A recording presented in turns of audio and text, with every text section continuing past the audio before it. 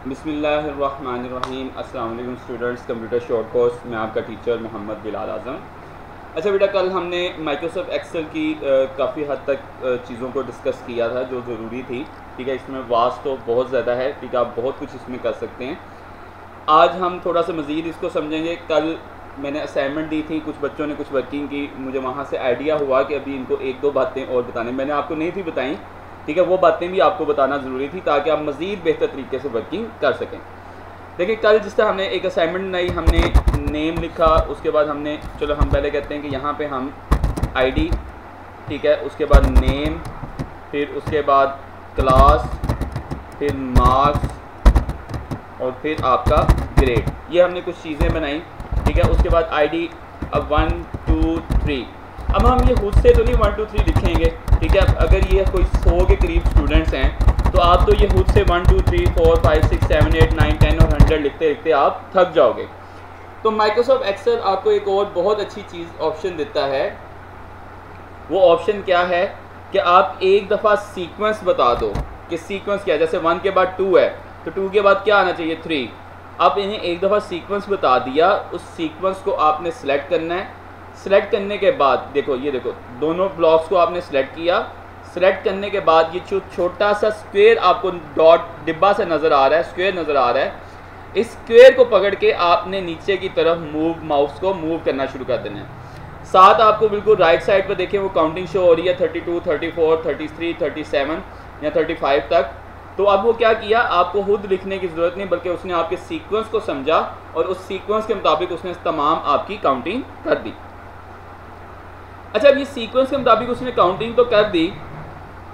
अब इसमें अगर ये काउंटिंग को चेंज करवाना चाहते हैं, हम ये काउंटिंग ये नहीं रखना चाहते, मतलब सीक्वेंस अगर कुछ और होता, 1 के बाद आप 3 लिख देते तो अब सीक्वेंस 2 का फ़र्क आया। अब 3 के बाद क्या आना था, 5, तो अब आपका सीक्वेंस चेंज हो गया। तो ये सीक्वेंस को डिटेक्ट करता है माइक्रोसॉफ्ट एक्सेल के 1 के बाद अगर आपने 3 लिखा है तो अब आपका सीक्वेंस 3 के बाद 5 होगा, तो आपका सीक्वेंस उसी तरह चलता जाएगा। तो खैर अभी हम 1 2 3 वाले सीक्वेंस ही रखते हैं। 1 के बाद 2 हमने किया, इस सीक्वेंस को हमने सेलेक्ट किया और डबल क्लिक अगर मैं कर दूंगा तो तब भी वो क्या करेगा, वो उसको थ्रू आउट सारा कुछ चेंज कर देगा। उसके बाद मैं कोई भी रैंडमली नाम लिखता हूँ, मैं लिखता हूँ अली, उसके बाद मैंने लिखा बिलाल, फिर मैंने लिखा अहमद, फिर मैंने लिखा असगर, फिर मैंने लिखा अमजद, फिर मैंने लिखा राफे। अभी मैं यहाँ तक लिख लेता हूँ, मैं बाकी सारे जो है फ़िलहाल यहाँ पर डिलीट कर रहा हूँ। क्लास, फिर आपने कहा कि सारे जितने भी हैं वो सारे 7th क्लास के ही स्टूडेंट्स हैं। फ़िलहाल हमने यही कहा कि सारे 7th क्लास के स्टूडेंट्स हैं और इनके जो मार्क्स हैं, इसके मार्क्स जो उनसे हैं वो 30 हैं, इसके मार्क्स 45 हैं, इसके मार्क्स भी 45 हैं, इसके मार्क्स 34 हैं, इसके मार्क्स 56 हैं और इसके मार्क्स जो उनसे हैं वो 34 हैं। ग्रेड हम बात कर लेते हैं कि इसका बी ग्रेड है, इसका भी बी ग्रेड है, इसका भी बी ग्रेड है। ये सारों का आपका बी ग्रेड ही मैंने बना दिया। अब यहाँ तक आपने वर्किंग की थी, आपने इसको बॉर्डर इफेक्ट भी दिया, आपने इसे ऑल बॉर्डर किया, उसके बाद आपने इसको बोल्ड, इटैलिक, अंडरलाइन सारा कुछ आपने इसको कर लिया। अब एक चीज़ जो कल आप लोगों ने की, कुछ स्टूडेंट्स को समझ नहीं आई, इसके बाद हो सकता था कि आपको ऊपर एक लाइन ऐड करने का चाहिए कि आप लिखना चाहते हो कि ये 7th क्लास का रिज़ल्ट है।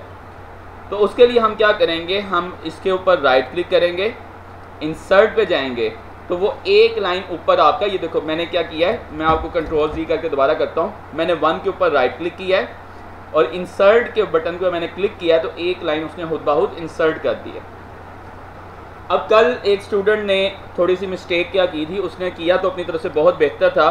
मिसाल के तौर पर उसने रिकॉर्ड लिखा था, रिकॉर्ड ऑफ क्लास 7 के 7th क्लास का रिकॉर्ड।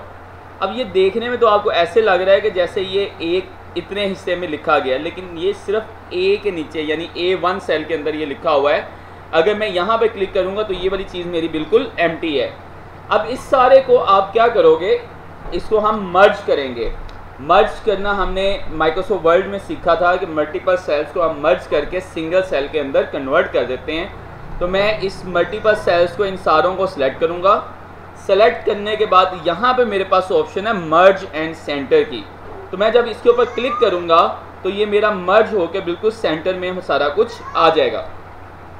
तो अब ये एक सेल में नहीं है बल्कि इसने इस पूरे को A1 बना दिया, यानी कि ये सारा का सारा सेल मेरा A1 कहलाएगा और उसके ऊपर रिकॉर्ड क्लास 7 लिखा गया है। इसको मैं कलर को चेंज कर लूँ, कुछ भी कर सकता हूँ। इसी तरह कल स्टूडेंट्स ने नीचे यहाँ पे अपना नेम लिखा हुआ था, तो वो सिंगल ब्लॉक में लिखा हुआ था, लेकिन नेम अगर एक से ज़्यादा ब्लॉक में आप करना चाहते हो तो आप उतने ब्लॉक्स को सिलेक्ट कर लो।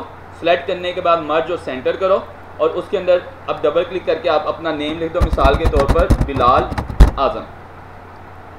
तो अब आप इसको क्या कर सकते हो, अब हमारे पास ऑप्शन है कि आप इसको सेंटर में अलाइन कर सकते हो, यानी ऊपर नीचे से भी देखा जाए तो सेंटर में और लेफ़्ट राइट से भी देखा जाए तो हमने सेंटर में कर लिया है। तो मैंने बिलाल आज़म को बिल्कुल सेंटर में एडजस्ट कर दिया है।